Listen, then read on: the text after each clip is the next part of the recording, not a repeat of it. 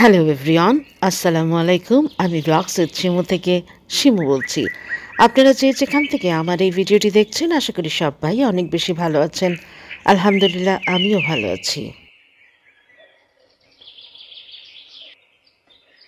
বাজারগুলো একটু গুছিয়ে রাখছিলাম, আর আপনার ভাইয়াকে আমি বলেছিলাম যে অ্যাজ ইউজুয়াল যে চানাচুরের প্যাকেটগুলো পাওয়া যায় সেগুলো না, একটু অন্য ধরনের ঝাল চানাচুর খেতে আমার কেন যেন ইচ্ছা করছে। তো উনি ঝাল বিস্কিটও নিয়ে এসেছিল, যেটা আমার কাছে একটু ভালো লাগেনি। আর চানাচুরগুলো সত্যি অনেক মজার ছিল। আমি এগুলো গুছিয়ে রাখছি এবং এরপরে আমরা দুই বোন কিন্তু কিচেনে ঢুকে যাব। আর কিচেনে ঢুকে আমরা কি কি রান্না করলাম আর আদৌ কি রান্নাগুলো করতে পেরেছিলাম, সব কিছুই আপনাদের সাথে শেয়ার করব। আশা করি ভিডিওটি অনেক বেশি এনজয় করবেন।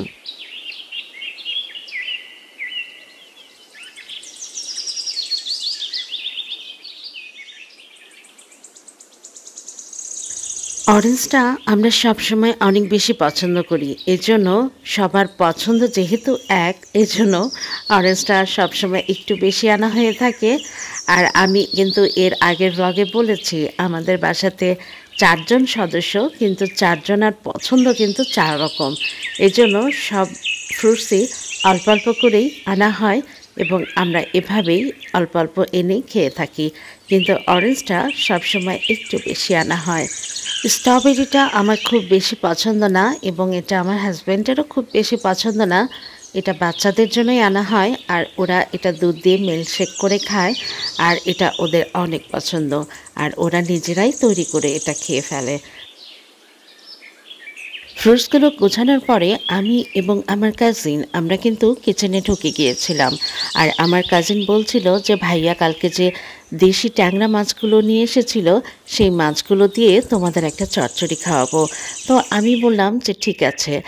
আপনার ভাইয়া বেশ ছোট ছোট ট্যাংরা মাছগুলো, দেশি ট্যাংরা, এবং এগুলো তাজাই ছিল, কালকে নিয়ে এসেছিল। তাই আমি ছোট্ট একটা প্যাকেট বের করে আমি এটা বেছে নিচ্ছি। আর এটা আমি কেচি দিয়েই কাটছি, আর এটাই আমার জন্য অনেক সুবিধা হয়।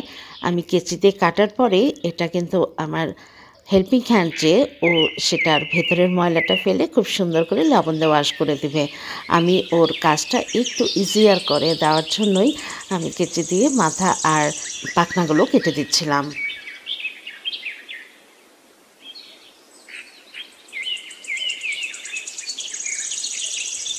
আমার কাজিন ও বলছিল যে ট্যাংরা মাছের চচ্চড়িটা ও বেগুন এবং মূলা দিয়েই করে দেবে, এবং সেটা নাকি হাত মাখা করেই রান্না করবে। আর বেগুনটা আর মূলাটা আমি কেটে দিয়েছি, আর ও বলছিল যে খুব ফ্যান্সিভাবেই কেটে দিতে হবে, তাহলে টেস্টটা নাকি ভালো হয়। তো আসলে আমি কাটতে পেরেছি কিনা ওকে দেখাচ্ছিলাম। আর বেগুন ভাজি আমার মেয়ে খাবে, এজন্য কিছু বেগুনও আমি কেটে পানিতে ডুবিয়ে রেখেছিলাম।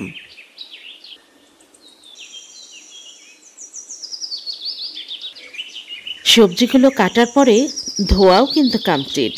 আর এদিকে আমার হেল্পিং হ্যান্ড লবণ দিয়ে কি সুন্দর করে ট্যাংরা মাছগুলো ক্লিন করে দিয়েছে। আপনার ভাইয়া বাজারে যখন গিয়েছিল ফ্রুটসগুলো কিনতে, তখন কিন্তু সে মাছের বাজারেও ঢুকে গিয়েছিল। আর মাছের বাজারে ঢোকা তো তাকে বারণ করাই যায় না। তো এই ছোট ছোট মাছগুলো সে নিয়ে এসেছে। আমার কাজিন কেটে দিচ্ছে যদিও, কারণ এটা কাটা আমার পক্ষে সম্ভব না। আর এই মাছটাকে নাকি দারকিনা মাছ বলে। আমি কখনো খাইনি, কিন্তু আমার হাজবেন্ড ছোটকালে নাকি অনেক খেয়েছে ওর দাদির হাতে। তো আমার কাজিন মাছটা অল্প একটু কেটে ওর জন্য খুব সুন্দর করে ওয়াশ করছিল, এবং এটা চচ্চড়িও করে দিবে। আর যতগুলো মাছ ছিল ততগুলোই কিন্তু আমি আমার কাজিনকে আর কাটতে দেইনি। আমি বক্স করে সেটা ফ্রিজে ঢুকিয়ে রাখছিলাম।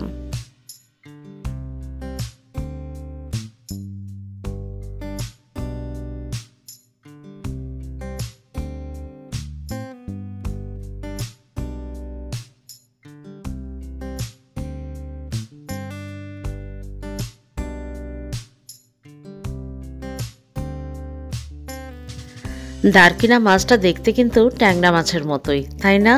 আবার কিছুটা মায়া মাছের মতোও দেখতে। আমি তাই আমার হাজবেন্ডকে বলছিলাম যে এটা কি ট্যাংরা মাছের চাস্তো ভাই নাকি সহদর ভাই, এই নিয়ে খুব হাসাহাসি করছিলাম। আসলে মাছটা দেখতে কিন্তু মায়া মাছের মতো কিছুটা, তাই না? সে যাই হোক, আমার কাজিন ঝুমুর, ওর হাতের রান্না কিন্তু অনেক চমৎকার। আর ও রান্না অনেক যত্ন করেই করে। এটা কিন্তু সরিষার তেল দিয়েই চচ্চড়িটা হবে। এবং আমি দেখছিলাম যে ও মরিচগুলো পেঁয়াজগুলো অনেক ডলে ডলে মাখাচ্ছিল, আর আমার দেখতে অনেক বেশি ভালো লাগছিল। আর সবচাইতে হাস্যকর বিষয় হলো, ও যখন মাছটা মাখানো একদম কমপ্লিট, তখন আমি ওকে বললাম যে এর মধ্যে তো তুমি হলুদ দাওনি। আমি মনে করেছি নতুন মাছ জীবনে কখনো দেখিনি, হয়তো হলুদ ছাড়াই খেতে হয়। তো এটা নিয়ে খুব হাসাহাসি করছিলাম। ও বলছিল না আপু, আমি আসলে হলুদটা দিতেই ভুলে গিয়েছি। তো সে যাই হোক, মাছটা ও এখন উঠিয়ে দিবে, এরপরে কিন্তু ট্যাংরার চচ্চড়িটা দেখাবে ও। আমার কাজিন ঝুমুর, ও যে হাত মাখা মাছ চচ্চড়ি করতে অনেক বেশি এক্সপার্ট, সেটা ওর মেপে মেপে পানি দেওয়া দেখেই আমি বুঝতে পেরেছি। ও বলছিল যে আর বেশি পানি দেওয়া যাবে না, আর মাছটার লুকসটা কিন্তু অনেক ইয়ামি লাগছে। আর এটা হয়ে গেলেই আমরা কিন্তু ট্যাংরা মাছের চচ্চড়িটা করব। আর আমরা অনেক ফান মাস্তি করছিলাম রান্নাঘরে, এবং অনেক মজার মজার গল্প করছিলাম। আর সেই ভিডিওটা যদি আপনাদের সাথে শেয়ার করতাম, তাহলে আপনারাও মজা পেতেন, কিন্তু সেটা তো আর সম্ভব না। আমি মাছটা এখন বেড়ে নিচ্ছি, এরপরে কিন্তু আমি অন্য মাছ রান্নাটা দেখাবো।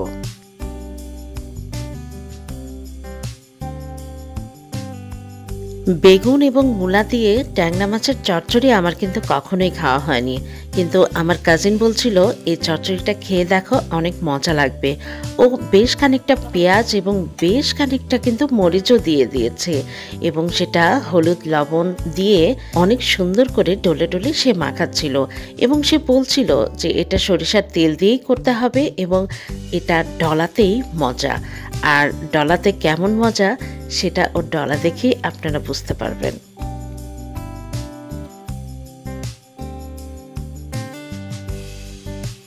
মশলাটা কিন্তু খুব সুন্দর করে ওর সরিষার তেলটা দিয়ে ও মাখালো। আর মাখানোর পরে আমি কিন্তু সবজিটা ওকে ঢেলে দিলাম। আর সবজিটাও দেখি ও হাত দিয়ে ডলে ডলেই মাখাচ্ছিল। এরকম করে রান্না আমি কিন্তু সত্যি কখনো করিনি। ওর কাছেও আমি শিখে নিলাম। আর সবজিটা ডলে ডলে মাখাতে মাখাতেই ও বলছিল যে আপু, মাখানোতেই মজা। আর সত্যি ও এত সুন্দর করে মাখাচ্ছিল, এবং মাছটা দিয়েও মাখাতে মাখাতে সবজিটাও কিন্তু অনেক কম করেও ফেললো। এরপরে ও কিন্তু চুলাতে উঠিয়ে দেবে। হাত মাখা চচ্চড়ি রান্না করতে আমার বোনটা যে অনেক বেশি এক্সপার্ট, সেটা ওর মেপে মেপে পানি দেওয়া দেখেই আমি বুঝতে পেরেছি। এরপরে কিন্তু ও চুলাতে উঠিয়ে দিল। এই হাত মাখা চচ্চড়িগুলোর কিন্তু টেস্টই ডিফারেন্ট হয়, তাই না? আমি কিন্তু এই হাত মাখা চচ্চড়ি আমি জীবনে যত জায়গায় খেয়েছি, তত জায়গাতেই অনেক অনেক বেশি মজা পেয়েছি।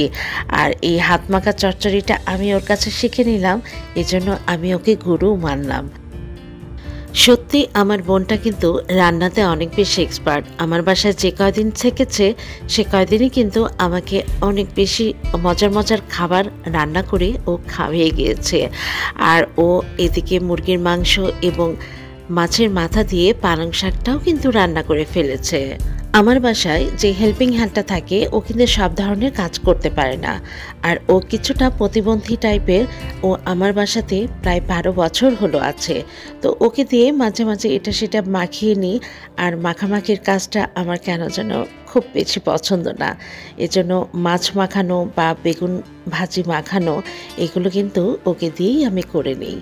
আর এদিকে কিন্তু মাছ চচ্চড়িটা হয়েও যাচ্ছে, আর অনেক সুন্দর স্মেল হচ্ছিল। তো ও বলছিল আপু, ধনিয়া পাতা দিলে আরও বেশি টেস্ট হবে। তো আমি ধনিয়া পাতাটা ওকে কেটে দিচ্ছিলাম।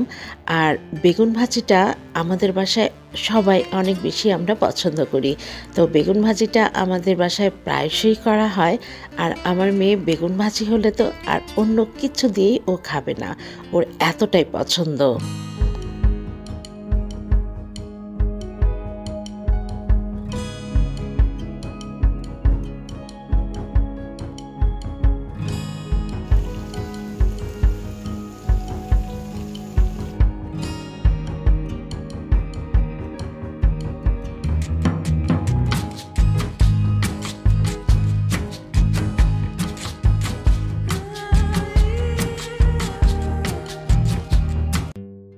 আমার কাজিন ও যে মাছের মাথা দিয়ে ধনিয়া পাতা দিয়ে যে পালং শাকটা করেছিল, অনেক মজা হয়েছিল। আপনারা এভাবে করে খেতে পারেন, আসলে অনেক মজা হয়। আর আমরা এখন খাবারগুলো বেড়ে নিচ্ছি, আমরা এখন টেবিলে চলে যাব। আর সবচাইতে বড় কথা হচ্ছে, ঝুমুর যদি চলে যায় তখন কিন্তু আমার একা একা আবার রান্না করে খেতে হবে, এই চিন্তাতেই আমি চিন্তিত। ঝুমুরকে ক্রেডিট দেওয়ার জন্য কিন্তু আমি বলছি না, ওর রান্না কিন্তু সত্যিই খুব চমৎকার। আর ওর রান্নাটা আমরা সবাই অনেক বেশি পছন্দ করে খেয়েছি। আর সত্যি কথা বলতে, ও যতদিন ছিল ততদিনই এত বেশি খাওয়া হয়েছে, এত বেশি খাওয়া হয়েছে, যেটা কখনোই আমাদের খাওয়া হয় না। আর এতক্ষণ আমার ভিডিওটি যারা দেখেছেন তাদের অসংখ্য অসংখ্য ধন্যবাদ। আর যারা আমার চ্যানেলে নতুন তাদেরকে রিকোয়েস্ট করব আমার চ্যানেলটা সাবস্ক্রাইব করে আমার সাথে এবং পাশেই থেকে যাওয়ার জন্য। ধন্যবাদ।